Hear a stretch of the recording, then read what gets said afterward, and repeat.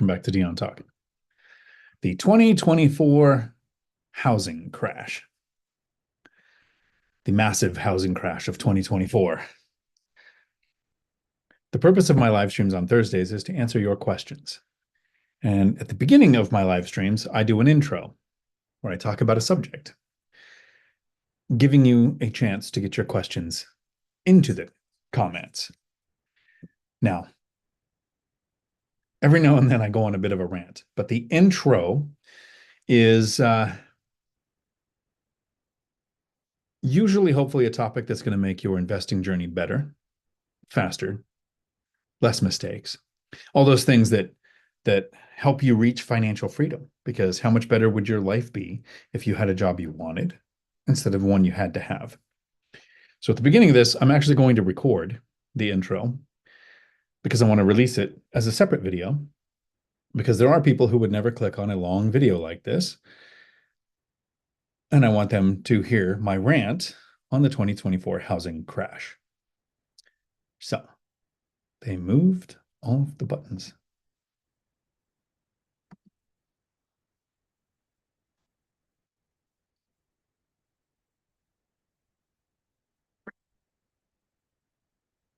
Howdy. Welcome back to Dion Talk. The 2024 housing crash, the massive crash in home prices that have screwed up everybody's lives, or is going to screw up everybody's life.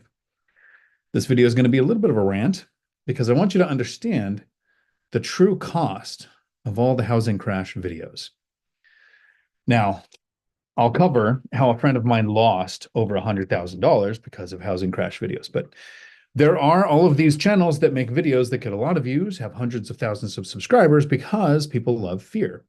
And so they use scary looking charts, scary numbers, percentages, and every couple of days, or at least once a week, the new reason why the whole housing market is going to come crumbling down.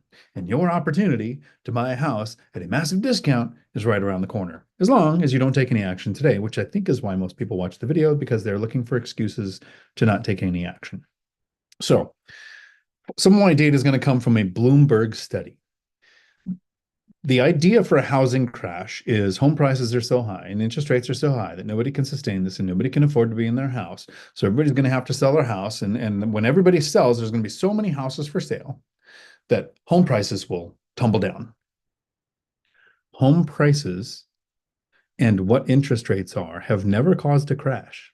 What makes them think it's all of a sudden going to be the reason? Because we remember 2008 and people talk about home prices being in a bubble. And we talk about rates going up. Yes, because everybody had adjustable rate interest loans. So right now, this is from the Bloomberg study information. There are X number of houses in the country. 40% of the homes in the United States are paid off. So how do you think interest rates and home prices are going to make 40% of the people have to sell their house if it's paid off? All right. Of the houses that have mortgages, 49.2%, so almost half, are what you consider equity rich, meaning they're over half paid off. So 40% of the homes don't have any debt.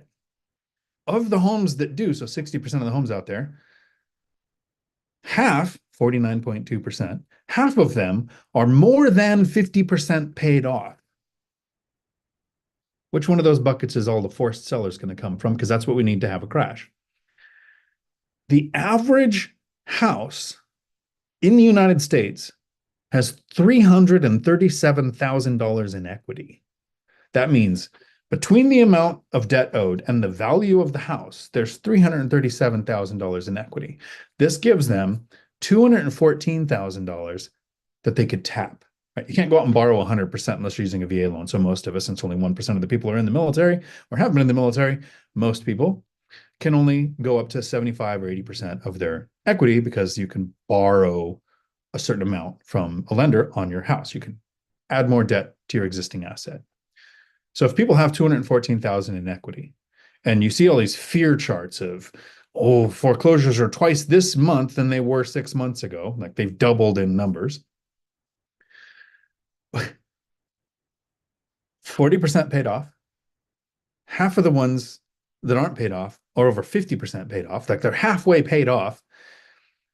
Average across all of them, $337,000 in equity, 214 that they can get a loan on. 90%. This is from the Bloomberg study. This is the number that trips me up the most when people talk about a housing crash. And it's really cool. The reason I kind of thought of this is I put my browser into incognito, right? Where it doesn't know my search history, my search patterns, or anything I've searched for. And I just looked up real estate, and the two channels that pop up the most, Saks Realty and Real Estate Mindset, it's crash video after crash video after crash video for over 3 years straight. 90% of homes have tappable equity. So if you have the ability to touch equity in your house, why would you be forced to sell it? And if you did sell it, why would you lower the price if it has equity? 3 out of 5 homes in the United States that have mortgages on them have more than $100,000 in equity.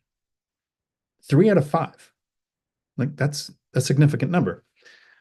4.6 million have over 500,000 in equity, and 1.2 million have over $1 million in equity. There's a significant amount of money in people's homes. Yeah, some people will sell. So let's look at, why do interest rates and prices not cause a housing crash? Right? It's expensive, and the interest rates are high, so it'd be really hard to sustain that. Well, 40% are paid off, half are over, half paid off. Most people have mortgages.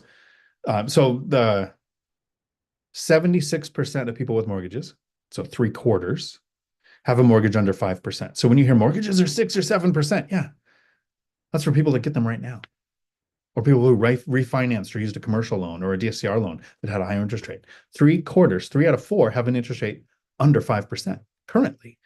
59.4% are under 4%. And then a lot of us that refinanced in 2020, even our investment properties, 22.3% have an interest rate below 3%. So if you don't understand mortgages and you watch Saks Realty and you watch Real Estate Mindset and you go, these Crash Bro channels are showing me these charts where foreclosures have doubled in 6 months and interest rates are high and prices are high and nobody can afford this, it has to come crashing down. You're forgetting that 40% of the homes are paid off. 90% of them have equity. 3/4 of them have less than a 5% interest rate, right? And almost 1/4 of us have less than a 3% interest rate because we got 30-year fixed rate debt. We're locked in to not selling. We are not becoming forced sellers. Forced sellers cause a market crash. So if interest rates and home prices didn't cause the housing crash, why did we have one? Well, there was 2 main elements that we had from 2005 to 2008. 51% of mortgages in those 3 years were adjustable rate mortgages. So you buy a house, and then in 2 or 3 years, whatever happens to the interest rate can impact your home payment. That can make you become a forced seller. Right now, so if we went from 51% adjustable rate loans, currently 8%. Right? There was a period of time where they became pretty attractive at the end of 2022, and we went up to like 11%. And there was a time in 2020 where we dipped down to 3%. But right now, we're currently 8% adjustable rate loans. 8%, if you follow statistics, is less than 51%. Right? We went from half to less than 10%. Like 1 out of 10 instead of 5 out of 10 have an adjustable rate loan. In 2023, about 4 million homes were sold. In 2006,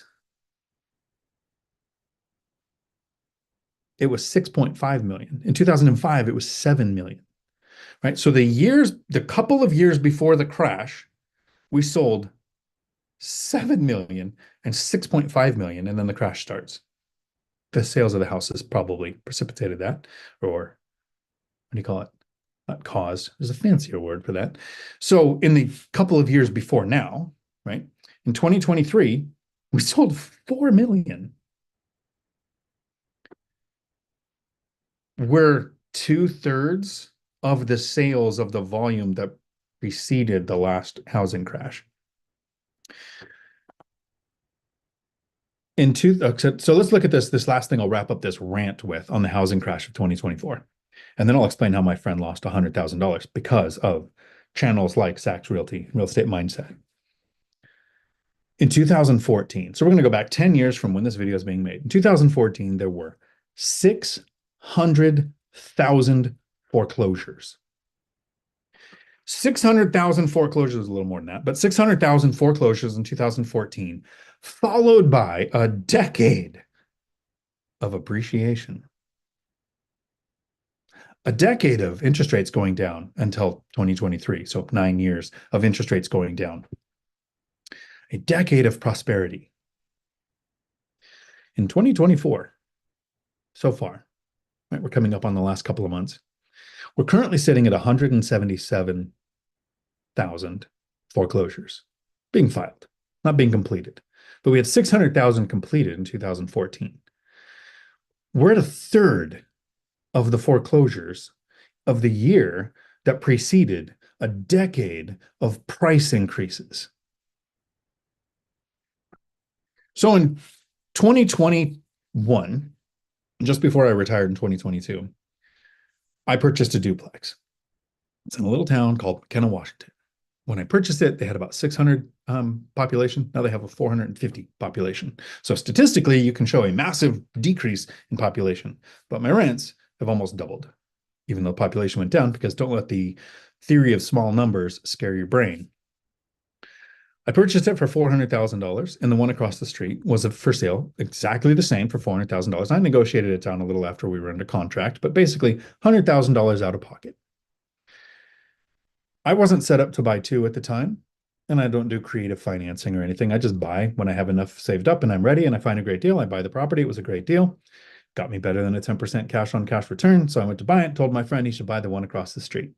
Now you have channels like Saks Realty and Real Estate Mindset. At that time, they were talking at the end of 2021, middle of 2021, they were saying in 2020, we had an eviction moratorium and a stock market crash, and it was the end of the world, and the crash is right around the corner. Now it's 2021.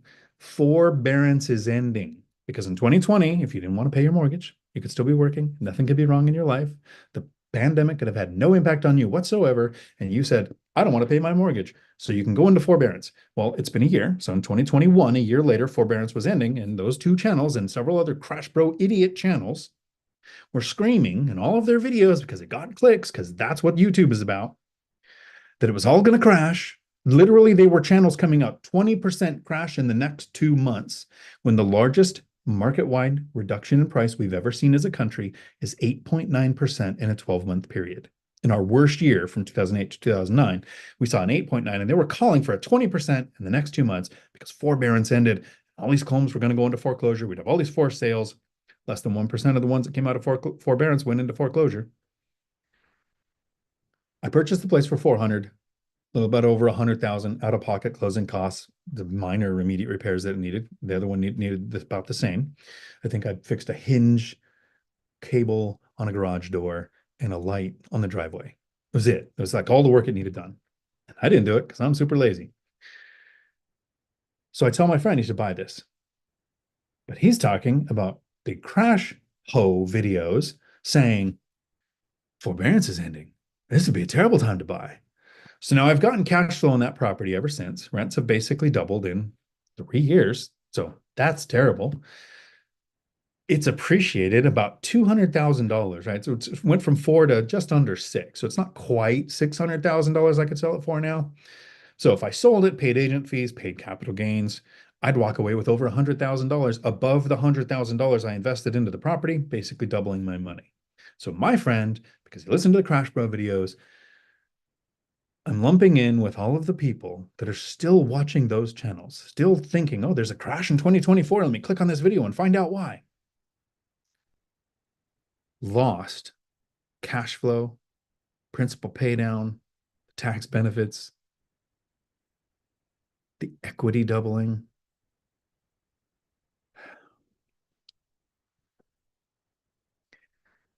I made this video during my long live stream every Tuesday at 4 p.m. Pacific. And I know some people will never click on a 1 or 2 hour video. So I recorded this to take out, to put here so you would watch it, so you could understand that, yeah, there was a real estate crash in 2024. It was in transactions, not price. And I know some goober in the chat is going to jump in. Hopefully, they haven't done it already during the live and say, oh, but here's the new reason, the totally new reason this week that's different than last week as to why it's going to crash before December. How many hundreds of thousands of dollars do people have to lose before people stop watching stupid, idiot channels that call for a crash every 2 to 4 days? Because eventually they'll be right. There will be a crash. Could be tomorrow. Could be in 10 years. What's going to happen with real estate should never tell you whether you should buy or not buy. The two things that tell you if you should buy real estate or not buy real estate have nothing to do with the market, prices, interest rates, elections, what you predict happening in 6 months or a year. To find out those two things, you had to watch the long live stream. So I'll put that video out on its own for the people who needed to hear a rant. Now I'm going to look at the chat and see if I offended anybody. It was very frustrating. Put your browser in incognito. And I almost say this really racist thing that my friend who has dark skin and often tells me he goes incognito every time he goes somewhere. I can't get away with saying it that way, but he does. So I almost slip and say that during that video just now.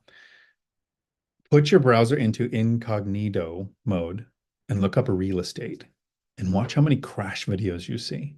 Because if you're smart, if you've been watching one rental at a time and you know to unsubscribe, not recommend the channels that just go crash after crash after crash, eventually the algorithm stops showing it to you.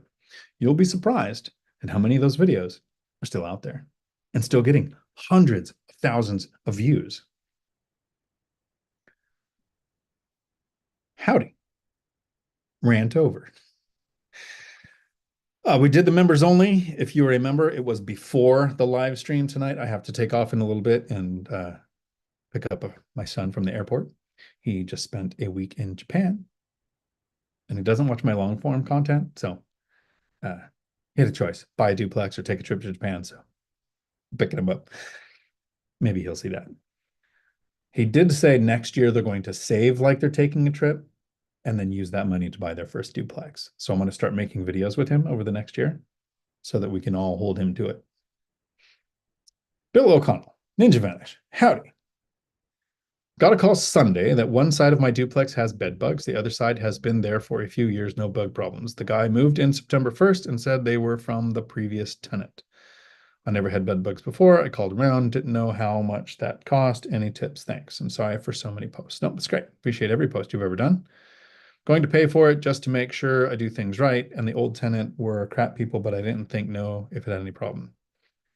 Yeah, so one of the reasons why I prefer to buy duplex, triplex, fourplex spread out when my portfolio was small, instead of buying a 10 unit or a 20 unit complex, is you can have an infestation, bed bugs, rodents, liberals, whatever horrible, terrible thing could mess up your property, and it can impact a bunch of tenants. Luckily, Bill, this is a duplex. So worst case scenario, both units can get infected. Call a pest control company and have just a professional treatment done. Like that is your responsibility as the landlord. Anytime there's an infestation, have it taken care of. Have both sides done. The problem with remediation on multiple units is the same thing as if, let's say, you have a house with a garage and you have spiders in the garage. So you go out and you bomb the garage. Where do you think the spiders go? You don't want to treat the bed bugs on one unit and have them migrate to the other. Treat both at the same time. Yeah, it sucks. You have to let your tenant know. And I wouldn't blame it on the new tenant. You can't prove anything. Just say, look, previous tenant must have had an issue. Let's resolve it. Cost of doing business. Yeah. I don't think it's something I would go after the previous tenant for because you really can't prove that the new tenant didn't just bring it from wherever they came from. They would have too easy of a defense. So hire a pro, don't handle that yourself.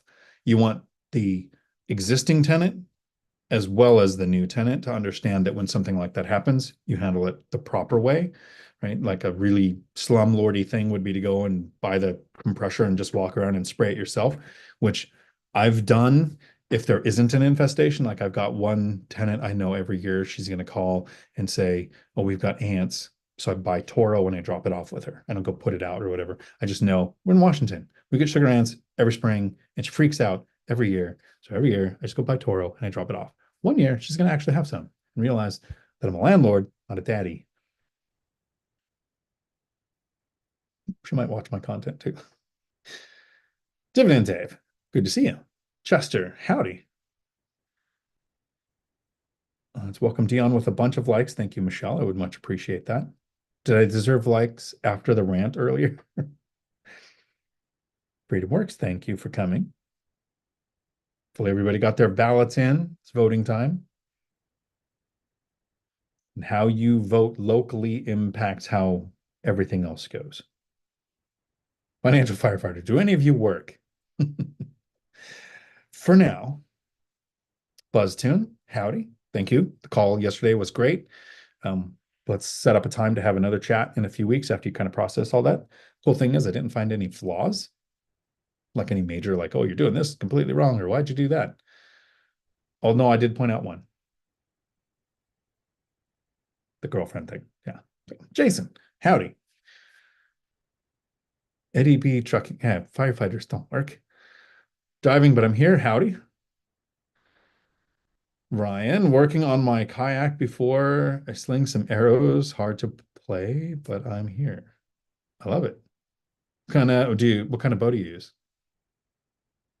That is something we should do. I think they probably have an archery range in Vegas somewhere. REI Jared. Ryan needs Starlink. Yes, absolutely. Curtis, PE turned RE December 1st. I should be living for free again. Congratulations. Love it. And is that the other units done with better rents, or did you take in a roommate? All-nighter is getting it for Alaska. That's a done deal. Good call. Have a great track record in Naknek, Alaska so far. Thanks, Elon. Good. Curtis, question: would you pay to submeter utilities? Absolutely. Absolutely would. I would, when I buy a property, I would look at what it would take to do that. Kind of like when I purchased this one, it had sub meters for electric and it had sub meters for gas. And I'm not a fan of gas. So I kind of factored in how much is it going to cost me to remove all these gas lines, not just cap the meters. I wanted the gas lines out of the property. So in my cost to acquire, that was factored in. Because, like Lumberjack Landlord often says, the last thing I want is a tenant with the heat on and the windows open calling me to say I can come over anytime. I see a super chat from Lumberjack Landlord. Sammy says hi. Hit the like button. Hi, Sammy. Yeah, it's not too late. You should still be awake. All right, Jared had oral surgery today, so fairly loaded on pain meds. I did that one time and did a live stream. It went okay. I don't think I ranted too much. Matt, do you really torture your kids by watching them watch Uncle Dion on the screen? Andy, question. Imagine house hack mortgage 2000, rented unit 1.8, after reserves 1.3K. Would you pay only 700 to meet the mortgage and save remaining 1300, or also contribute to reserves? Some numbers in there. Let my head wrap around it. Like I got a video I'm making later this week. I'm gonna have to do on the whiteboard. The actual superpower of financial freedom. That's not often talked about. And I actually don't know if I've heard it talked about this way. And it's so kindergarten simple too. Imagine a house hack. So your mortgage is 2000. Rent and unit is 1.8. After reserves, 1.3. I'm not sure I understand. Would you pay only 700 to meet the mortgage and save the remaining 1300, or also contribute to reserves?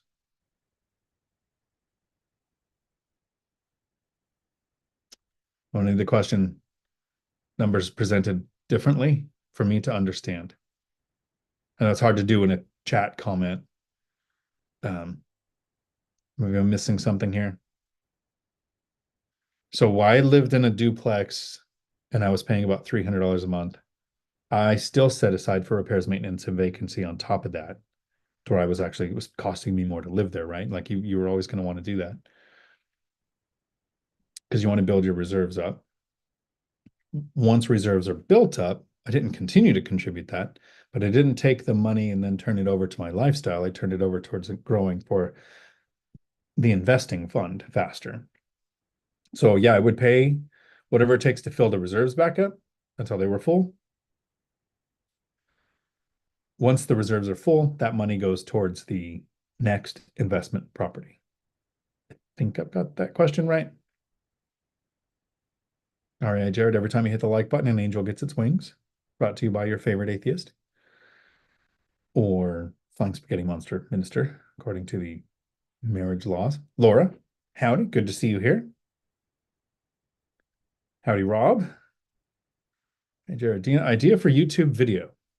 With the camera focused on Lumberjack, talk about all your strategies and actions you have taken that gave you time but deferred higher income. I'll bring popcorn. I want to see his mind explode when we talk about, dead equity, because it is fun. Did the videos come out with Zuber from this morning yet, Matt? I haven't had a chance to watch them. BuzzTune, thanks a ton for the call. Great to get guidance from someone who won the game and I'm trying to play. There you go. You have your first year. I want to say it's like my first 5 years in 1 year. Like that's how much better you did. That's my first 4 years in 1 year. Good job. Chris Culp, howdy. Chris like Kringle, exactly. You've been to Vegas. There we go. I'm going to get a link for the members live. It's there. If you were a member, you can see the video. They stay up. We don't take them down afterwards. The course calls last month, we didn't record because I wanted people to talk without, like we talked a little bit in the members today about things we would do that we don't say on YouTube because we don't want people thinking that. But we say it in the members only. We definitely say stuff in the course call. The gray area, the gray areas of investing. All-nighter hider. Let's see.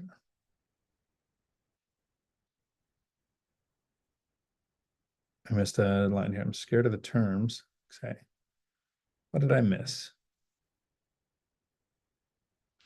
Must have missed a comment or something. Don't worry, he's a teddy bear. RAI Jared, I bought 3 houses with the high rates in 2023 and 2024. Crash Bros can suck it. Yeah. Rates is an element of the equation, right? And it's not just rates, terms, rents, price. It's also strategy. Valentino, howdy. Any thoughts on how Trump winning will affect real estate? I've kind of tried to so I try to do videos where it's called evergreen, right? Like any video of mine that you look at, there's very few that are like, this event is happening right now. This is what we should talk about. So I try not to do too many election things on the Trump or Harris. So for me, the Democrats cause inflation, right? Higher regulations, higher taxes causes more inflation. Inflation makes asset owners rich. I don't mind money. So I have a plan for if it goes that way. If Trump wins, we're going to probably see bonus depreciation reset. We're going to see a lot of the things that have the 2026 tax things going away, reset. So I'll look at tax implications in my investing more so if Trump is in.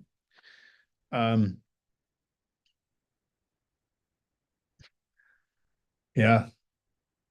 So it's almost like we didn't get a red wave in the government. So here's why Trump is better for the economy.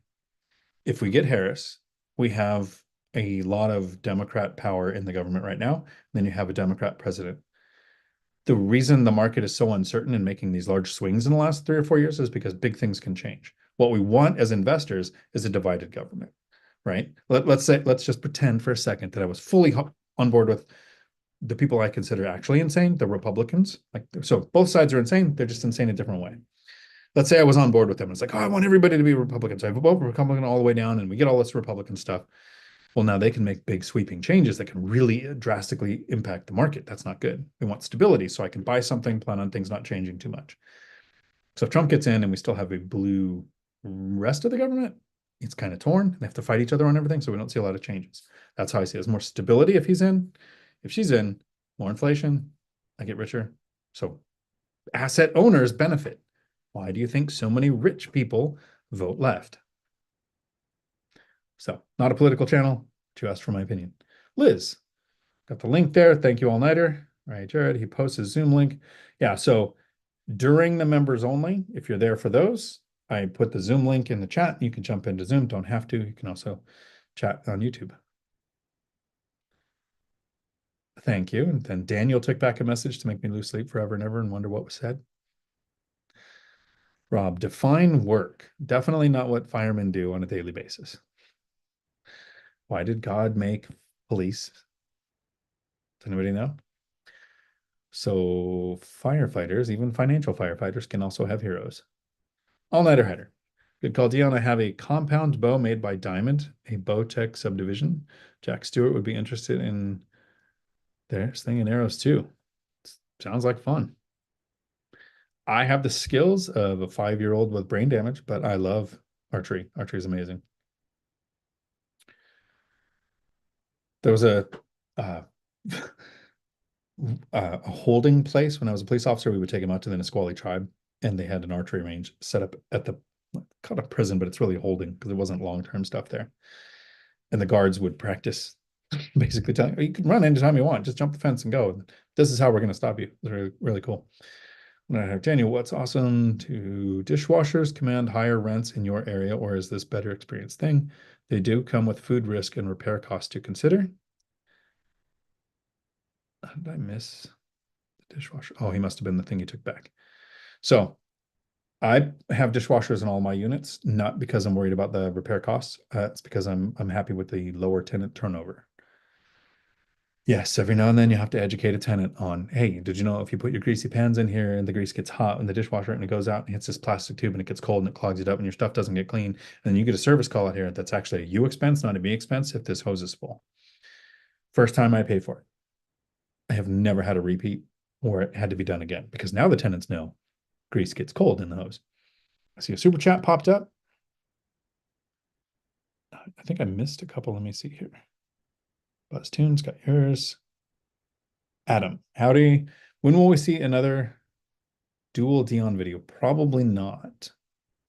So, Adam, I really liked them. I enjoyed the idea that create the way my brain had to work to have the conversation both sides. And then I'm terrible at editing. It looked, David and Dave even pointed out, it looked like it was really bad. But a lot of people listen to YouTube, myself included. And so there is a person who's really good at it, Screen Rant. I think I forget his name, Ryan something. He's really good at doing it to where you could tell different people are talking. My voice sounds the same no matter who I was portraying. And I got a lot of complaints about they couldn't understand the video because they were listening to it. So they couldn't tell what I was doing. So I stopped making those. I enjoyed them, but they were not good for the channel, for the people who watch the channel. So Daniel. Okay, so this is probably the question you should pack. Are dishwashers important to you? Same way washer dryer hookups are. I'm thinking about adding dishwashers as tenants move out. I hate doing dishes. Yeah, I'm trying to think if I added them anywhere. Yeah, I added them here. So I've added my one rehab. All my other ones came with them. It's maybe it's just normal in Washington. I'm trying to think of all of my properties. I only have 18 units, so it's not like there's hundreds. I don't think I own any that don't have a dishwasher. And if I did have one that didn't have a dishwasher, I would add it. If I did acquire one that didn't have washer dryer hookups, I would add the hookups. Find out if it's normal in your area, if you provide the dishwasher or if it's tenant provided, because in Washington, generally we provide dishwasher, stove, refrigerator. Some people do washer dryer. I don't do washer and dryer anymore. And in places like Indiana, the tenants provide the appliances. So what's normal, Daniel, in the area that you invest? And is it a 400 square foot unit, right? Like one bedroom's in a strip where you've got like 4 units all together where it's kind of normal. Everybody goes and does their laundry. Everybody just washes in the sink. Like it could be normal for your area for it to be different, but that's what it's like in my area.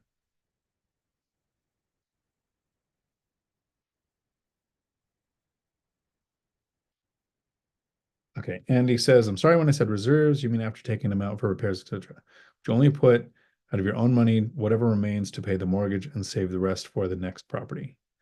I would save it for the next property as long as the reserves were filled. As soon as the reserves get dipped down, then everything goes to fill the reserves that I don't need to survive. Martin, yes. Drop out and retire early. Also took back a message to make me lose sleep. Where is Millennial Mike? He is working for a living and he has a new friend. And when you have new friends, they take a lot of your time. Careful. Mike is alive. Actually saw text from him today, so he is alive. Working too much, raising a kid, the new friend, the new job, the promotion, the work he's doing on his rentals. Like there's a lot taking his time. And he is right there. Second Rob's comment about firefighters not working. Exactly. He is still alive. Exactly. You heard a different variation of a firefighter? Okay. You should maybe make a video or jump into somebody's live someday. That's what you should do. I see, Ryan, I've seen some of your videos pop up. You should keep making them. Yep, Rob, I did. He abandoned us for a girl. All right, Jared, for co-living, we remove dishwashers with high turnover and many different people using them. It's a nightmare. Interesting.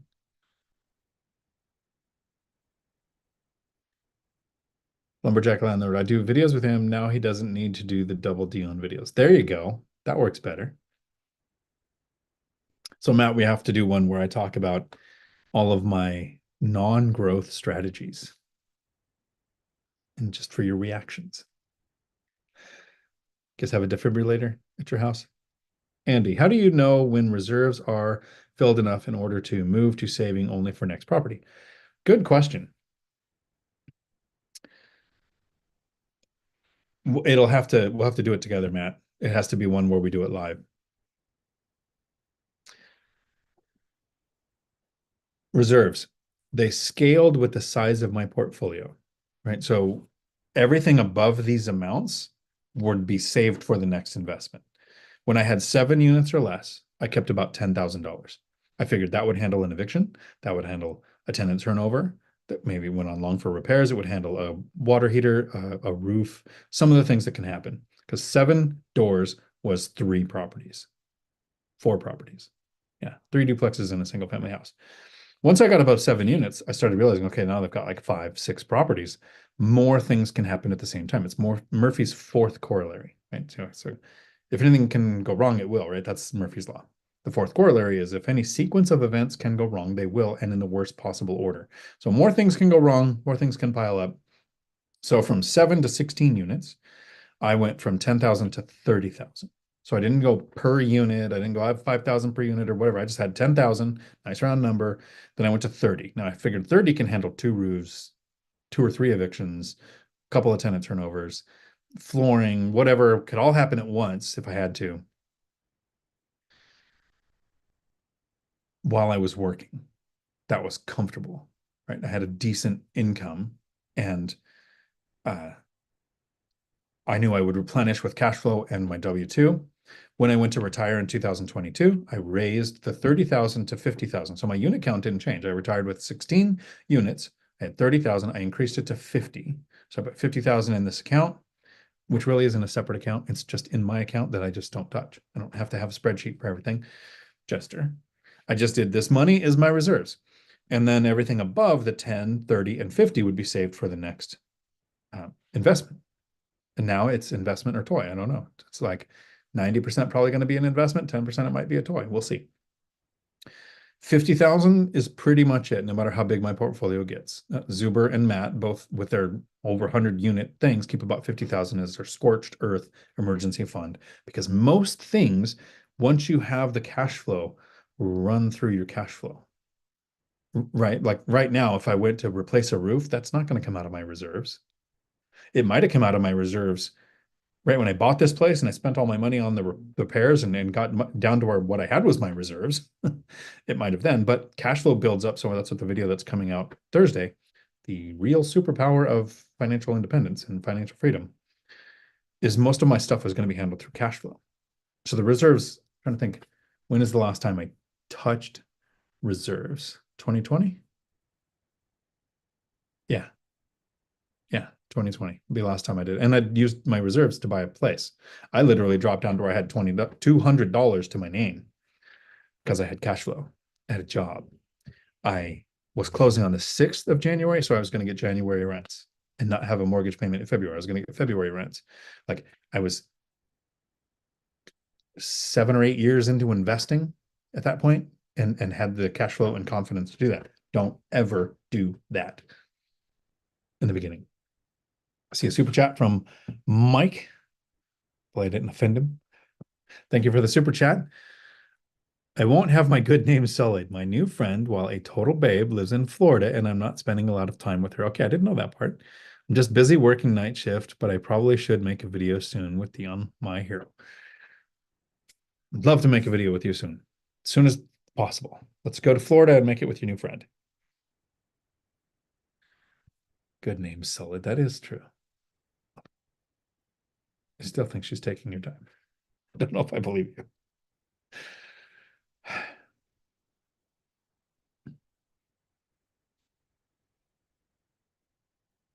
Nice on there. Yeah, your videos are good. I like to you just talk. That's good.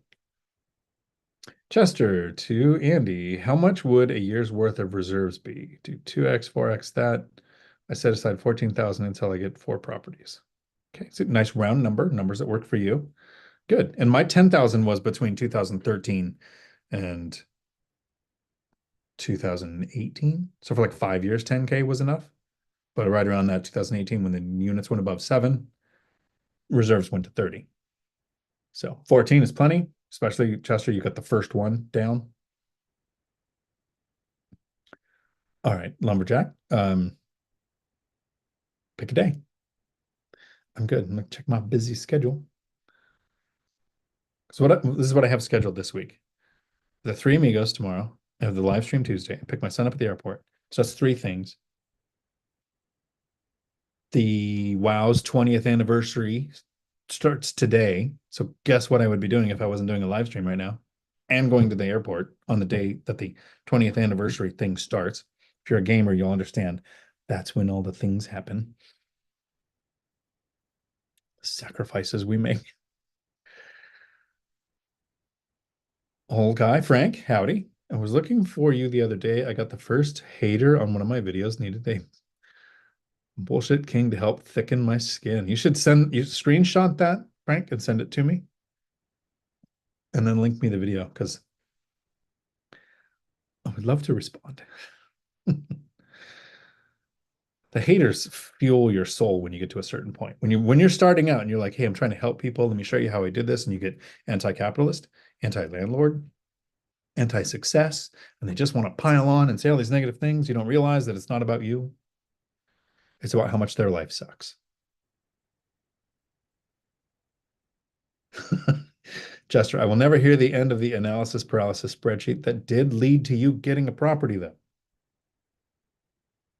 There you go.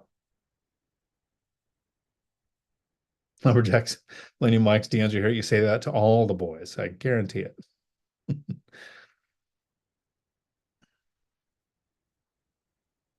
It was like Pace Morby said, Frank, in the video with Zuber the other day. They did like a 2-hour video together, so you should check it out on one rental at a time. But Zuber reached out to Pace because he got a hater. And 999 times out of 1,000, when you get a hater, it's somebody who's done less than you, who's less productive than you, who just kind of sucks. Their life sucks, so they're attacking you. So who cares? But Zuber had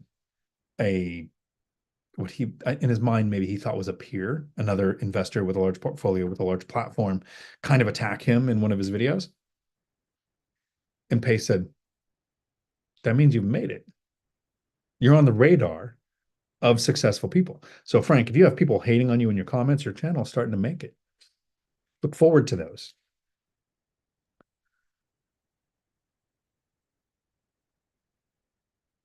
I like the spreadsheet too, Dennis. That I do like data. One of the things that I really like, Chester, I haven't seen you do this yet with your spreadsheet.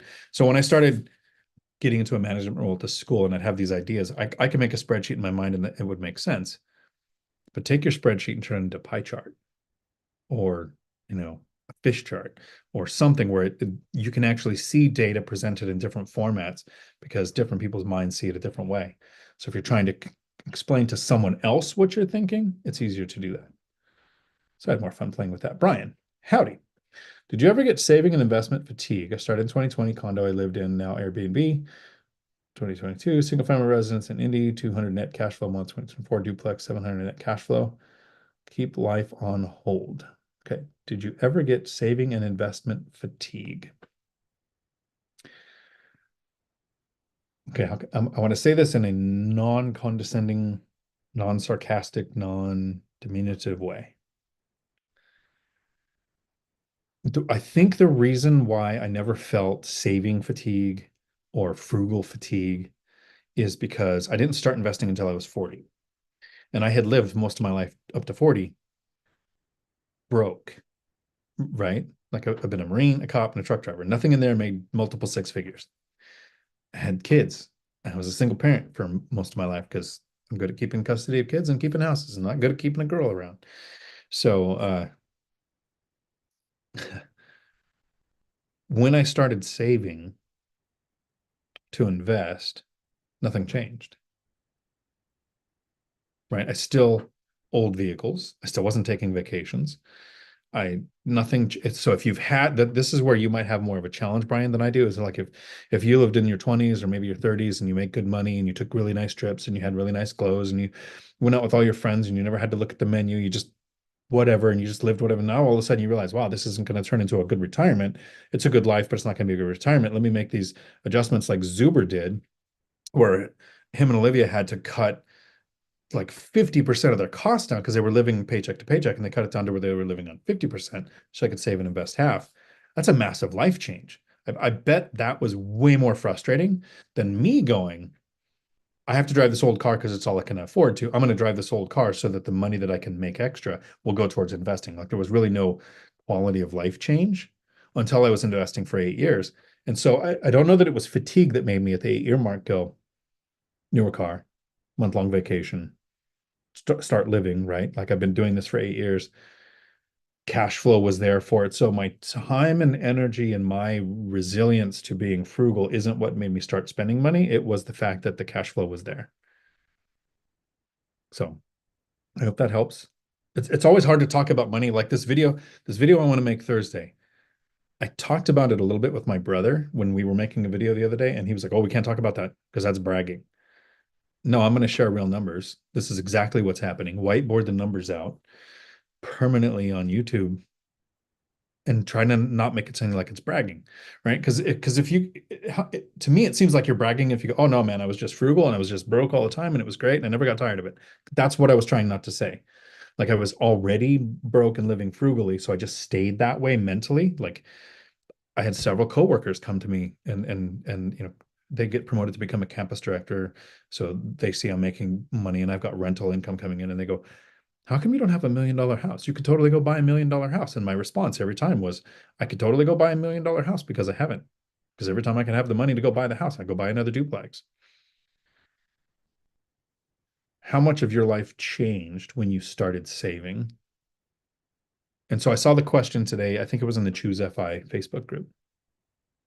I hate Choose FI, the millionaire something. There's like 3 or 4 Facebook groups where it's almost all anonymous posts. So I just leave the groups when it's a bunch of anonymous posts. One of the best things about being an admin for the BiggerPockets groups is banning anonymous posts. So there's someone in the chat today recently that tried to put a post up. Sorry, but they don't allow anonymous posts because they ruin chat groups. Not because yours might be the one that you want to do anonymous, but because people will start making totally fictitious, made up stuff questions that ruin anything good that can come out of a group. Old guy REI. And then my chat moved, which I appreciate, which means that there were more comments. It was short, and I was just talking about using the shop vac filter bag along with regular filter to save having to clean the filter all the time. So silly. Yeah. So anybody notice I kind of stopped doing shorts? So I did shorts and I didn't mind it. You hit a different target group of people, different ripples in the pond, and you get a lot more hate from the shorts, but you don't tend to get people who see a short, go start watching your live content. That's like a myth. There's a few, but not enough to justify the extra views you get from shorts, the extra subscribers who never end up watching anything. Like your view count doesn't go up, but your subscriber count can.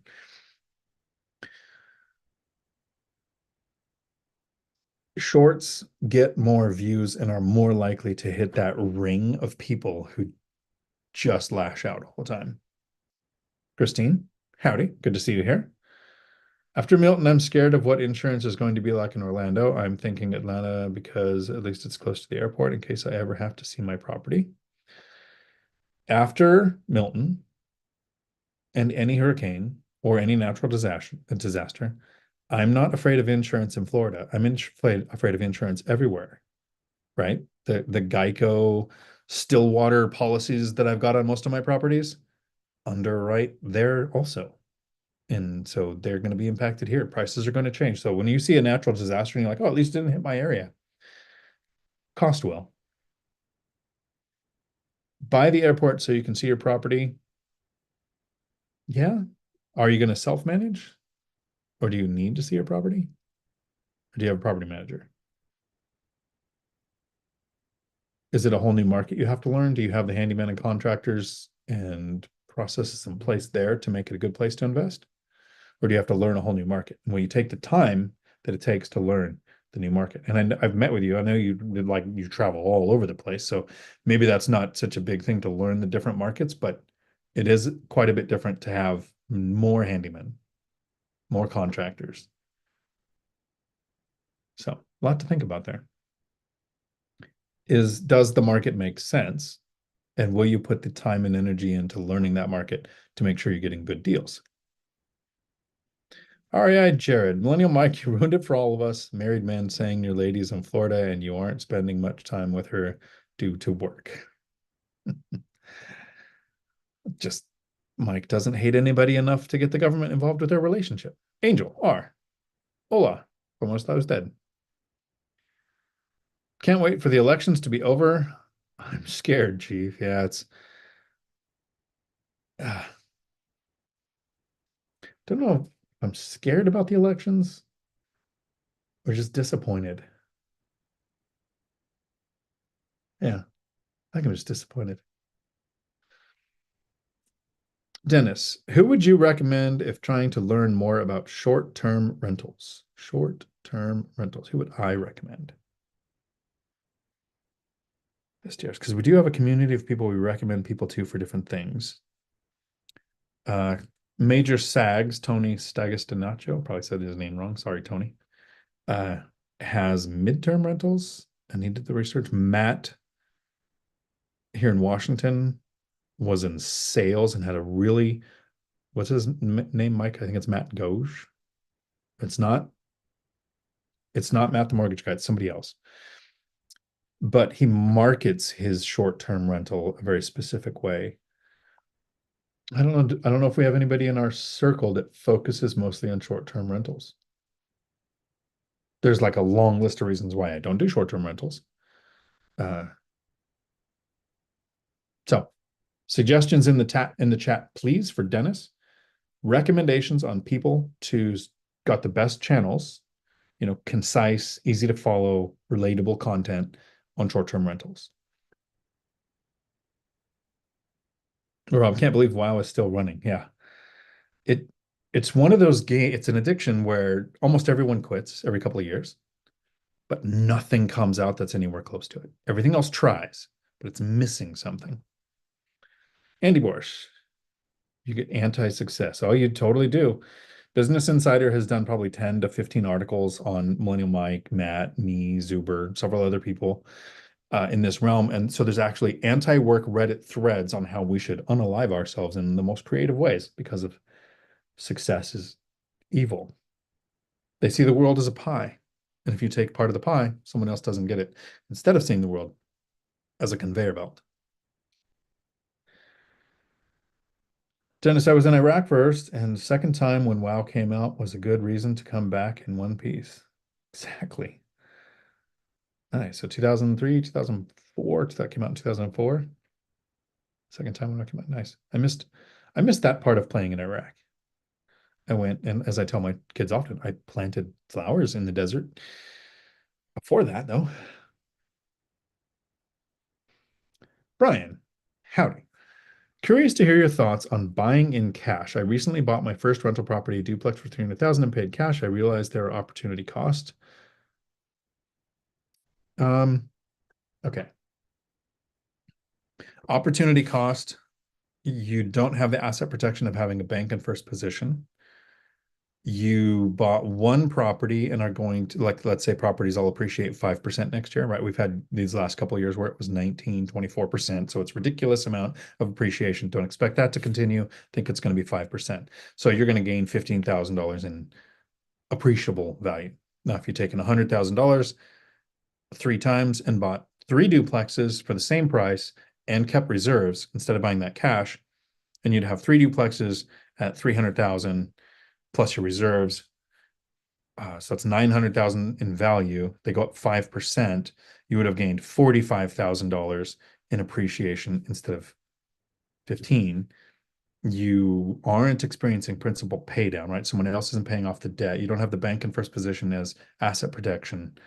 You have a swan account, so you can sleep well at night knowing you have this equity that you can touch. You don't have a mortgage payment. You still have insurance. You still have taxes, right? You still have these expenses that are going to happen. You have less tenants to deal with than if you had acquired more properties. I have a video, one of my ones where I talk to myself.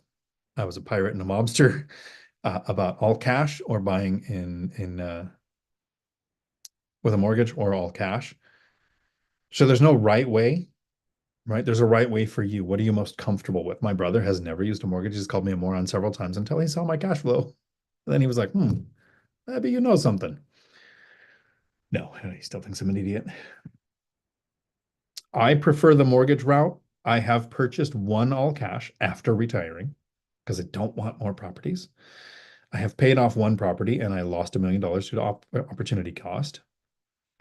So if you go back to 2020, and let's say you bought it all cash then, you've gained about, so 300, it's probably worth 500 or 600 now. So you would have doubled your money versus if you bought the three in 2020 and you had $900,000 worth of properties that are now worth 1.8. So you took your 300,000 and turned it into 1.8 minus 3, 1.5 million. So you turned 3 into 1.5 million. So instead of doubling your money, you would have 5x'd your money. So we can actually use that as an example of this is what would have happened, but we can't project forward what happened in the last few years. That's just when you acquired. When did you buy it? You said recently bought my first, so you're buying it now. It's not like you bought it a long time ago. Oh, I got a text from my daughter. First one in like 2 months. I should feel special, but I feel kind of like I should pay attention to her. How do parents handle it when you have extremely divergent views politically that your kids do? Because I know we love each other, but she thinks all cops are bastards, all capitalists are evil, all landlords are evil. Left-wing liberal, somebody got their claws into her at a young age. Give her a call in a minute, but I am going to go pick my son up at the airport here soon. That was the alarm going off. Everyone troll Frank to help him harden up creatively. So, Brian, it's not that all cash is bad or wrong, right? I've done it once and I paid one off. Mathematically, it's a poor choice. Sleep well at night, it's the best choice, right? So there's both sides of the fence. What's your goal? Are you trying to grow? Are you worried about appreciation? Because I've never touched appreciation, right? Since 2020, my $1 million net worth went to 3 million, and all I've really done is bought two properties that I didn't spend $2 million on. So appreciation has had this massive impact to my net worth that I haven't touched. So don't know that it's important. I do like having the bank in first position, not only as asset protection, but if there's an insurance claim on one of my properties, it's me and the bank against the insurance. And everybody like, well, my bank's never called my insurance company. No, they won't. but your insurance company knows there's a lender in place and you're going to get absolutely different treatment than if it's just you on the title. So that's a good question. Probably a good one to wrap it up with. Let me look at the questions here really quick to make sure I'm not missing something that I can answer in a future video.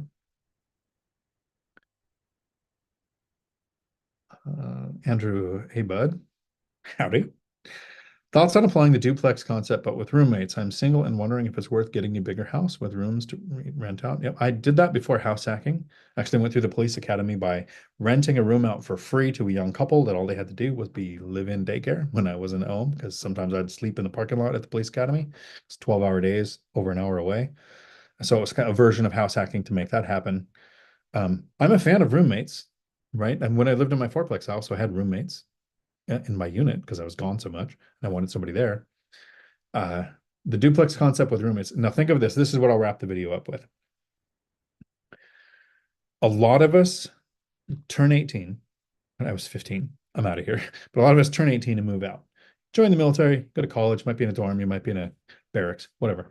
But eventually, you live off base, you live off campus, or you get a job and you get a house. A ton of us have roommates when we're renting. We're like, this is what we say subconsciously. I'm totally fine with you, roommate, helping me pay someone else's mortgage. But don't you dare try to pay my mortgage if I'm buying the place. Why do so many people buy a house and go, this is mine, no more roommates, because I own it now? That's when you should have roommates. Now, maybe you just get married, you got a young kid. It's not the best time to have roommates. My kids were, 5 to 10-ish, and I was single, so the roommate thing made sense. But if you're just starting out and you buy a house, why wouldn't you have roommates? Yes, Rob, squirrel, exactly. Thank you. You guys have a week full of amazing. Thursday, I am doing a video on the superpower of financial freedom that I haven't heard anybody talk about. That is kindergarten simple. So it's so simple that like the concept of it will probably take 2 minutes, but it's going to be a 10-minute video because I have to actually whiteboard and explain. It's not time freedom. It's not no alarm clock. It's not, actually I have notes on what it's not. It's not FU money. It's this superpower of financial freedom is mind blowing. It's so mind blowing that when I was talking with my brother about it, he didn't want to because it sounded like bragging. Have an evening full of amazing. Get out and vote, unless you're a liberal.